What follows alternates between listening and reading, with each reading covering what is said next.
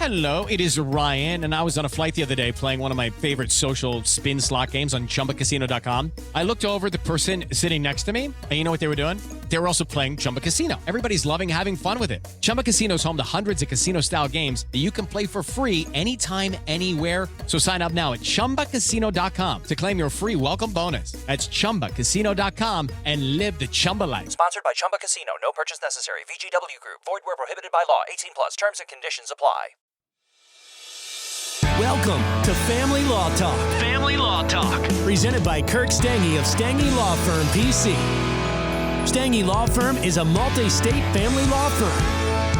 Now, here's your host, Kirk Stange. Welcome to Family Law Talk. We have an interesting topic today. The topic is who gets the pets in a divorce? And this episode today is based on an article on our blog, TulsaDivorceLawyersBlog.com, dated December 2nd, 2024. And the title of the article is Who Gets the Family Pet in a Tulsa, Oklahoma Divorce? So as a follow-up to the episode today, go on over to this blog and read this article for more information. All right, but let's go ahead and jump on in. The reality is, in a divorce, the pets can become a big issue. And this isn't something lots of individuals think about. Most are thinking about property and debt division, custody of the kids, child support, and spousal maintenance, and issues such as this. But the pets can really become a big issue. And this is particularly true where both parties love these pets and both parties are attached to the pets. And so this can be a giant issue that can hang up a lot of divorce cases and can, really hamper a settlement. So let's go ahead and jump in terms of who gets the pets in the divorce. And again, I would just say as a general rule, the laws in each state can vary, and so you want to speak to a lawyer who's licensed and competent to practice law in your jurisdiction. But in a general sense, most states, and I know this sounds harsh, but most states treat pets as property. So the pets get lumped in with other marital property if the pets were acquired during the marriage. Okay, so they get lumped in with the house, the cars, the 401ks, all these other assets. And so that's the truth. And I know that can be harsh. Now, look, there's some states that are adjusting their laws in terms of pets and creating the guidelines in terms of where pets can be treated more like kids and there can be custody there. And I say that not to be too lighthearted because I have pets and I certainly love my pets.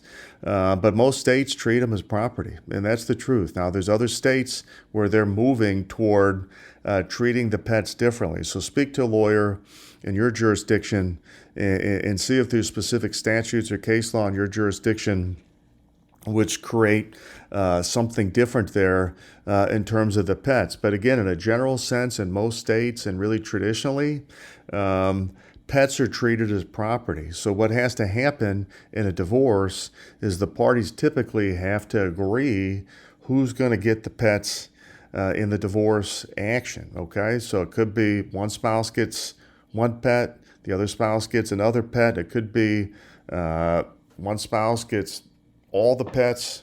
Again, they could be divided up in certain manners, but typically speaking, there are not visitation rights associated with pets in most jurisdictions. In other words, the judge wouldn't order like custody or visitation with the pets if the case was taken to trial, right? I mean, normally in a divorce, the judge is just going to order one spouse to get, X, Y, or Z pet and the other spouse to get X, Y, or Z pet, and that's kind of it. And I know that can be quite a bit traumatic for individuals who, again, have strong bonds with their pets.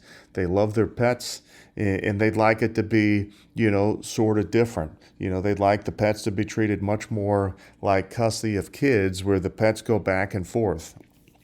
All right. In terms of who courts will give the pets to, obviously this is in the discretion of the judge, but in a general sense, some things that judges oftentimes look at, which is who has primary possession of the pet. So, if one party in a divorce has got possession of the pet, they've been the primary caretaker of that pet, they've been the one primarily responsible for the pet, then oftentimes a judge will give the pet to that individual. Okay, so that can be the case for sure. Obviously, this can be very much a fact question, and this could be in dispute. And it could be a situation where both parties shared responsibility for the pet, which can make this more troublesome because both parties were involved, and now theoretically one of them isn't going to have any contact with the pet anymore. All right? Having said that, parties can oftentimes reach an agreement in terms of what's going to take place with the pets. In other words, more like a contract. So parties oftentimes can come up with an agreement for the pets going back and forth between the two homes. And it can be in a legally binding agreement. In other words, part of the marital settlement and separation agreement where property and debt is divided. So typically, if parties can agree to something and they'll sign off on it, then theoretically the pets could go back and forth between two homes on some kind of schedule. But in a general sense, most judges aren't going to order that because pets are property. And typically with property, it's just, it's awarded to spouse one or it's awarded to spouse two, and that's kind of it. But again, some parties via settlement can come up with an agreement, and oftentimes a judge will approve that.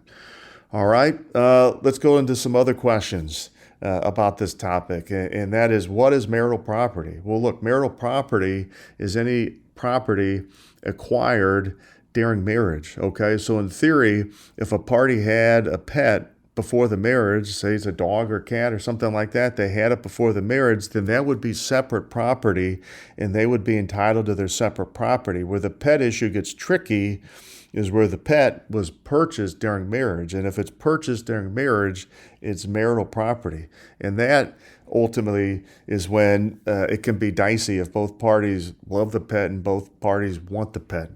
All right, in terms of what factors are considered when dividing marital property, you're going to want to look at the statute in your jurisdiction. Most states are equitable distribution states, although there are community property states out there as well, like Texas. And so this can vary based on what state you're in. But typically, with marital property and debt in an equitable jurisdiction, the court's got to divide it in a manner that's just. And so this becomes very subjective. And again, courts can look at things like who is the primary caretaker of the pet. In terms of who gets the family pet divorce, again, who gets it? Look, generally, the party who was primarily responsible for that pet will get that pet. Again, if somebody had the pet before marriage, then that's generally separate property. They would get that pet.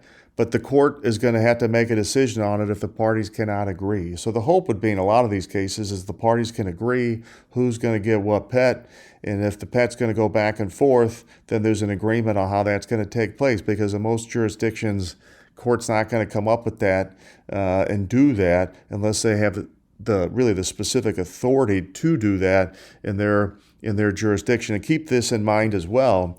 It can be hard to transport kids back and forth for custody exchanges. Think about transporting kids back and forth and a pet. That could be very difficult. Lots of individuals' vehicles aren't big enough to even do that. It's hard enough to get the kids in there and the stuff they're bringing back and forth in a vehicle, and now you got to put pets in there. It can be very challenging. And, I think most listeners know too, certain pets and certain types of animals are easier to transport back and forth in theory, like a dog. But cats don't like to be moved, as one example.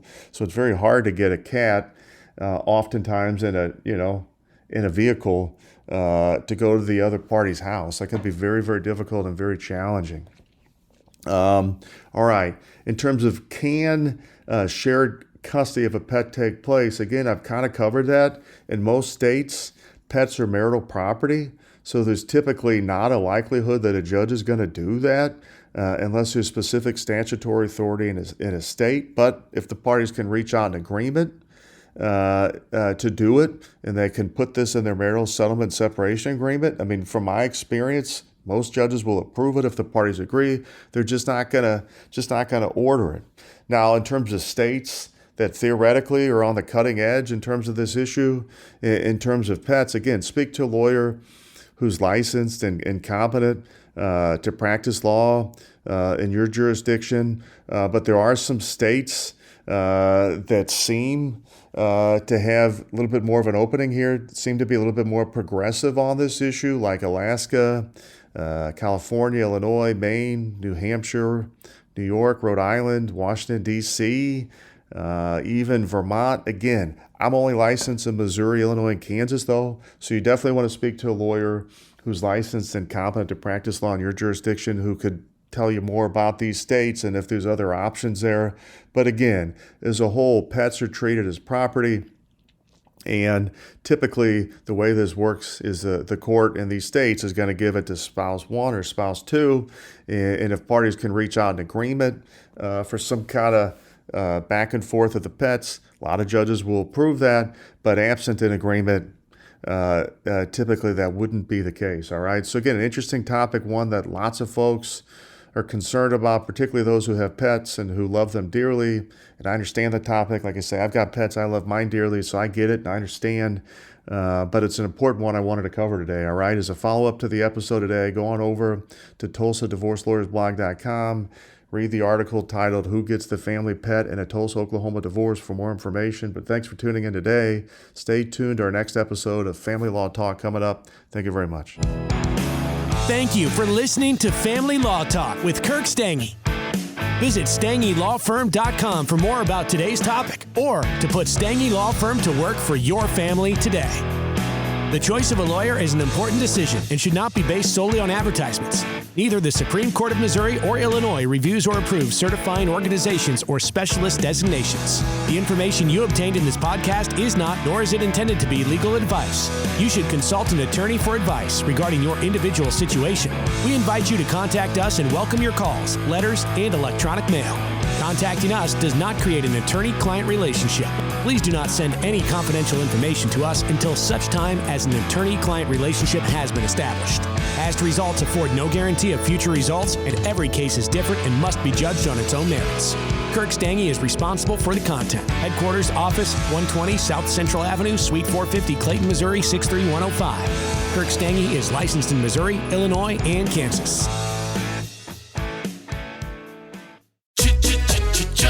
Looking for excitement? Chumba Casino is here. Play anytime, play anywhere. Play on the train, play at the store, play at home, play when you're bored. Play today for your chance to win and get daily bonuses when you log in. So what are you waiting for? Don't delay. Chumba Casino is free to play. Experience social gameplay like never before. Go to Chumba Casino right now to play hundreds of games, including online slots, bingo, Slingo, and more. Live the Chumba life at ChumbaCasino.com. VGW Group. No purchase necessary. Void where prohibited by law. See terms and conditions. 18+.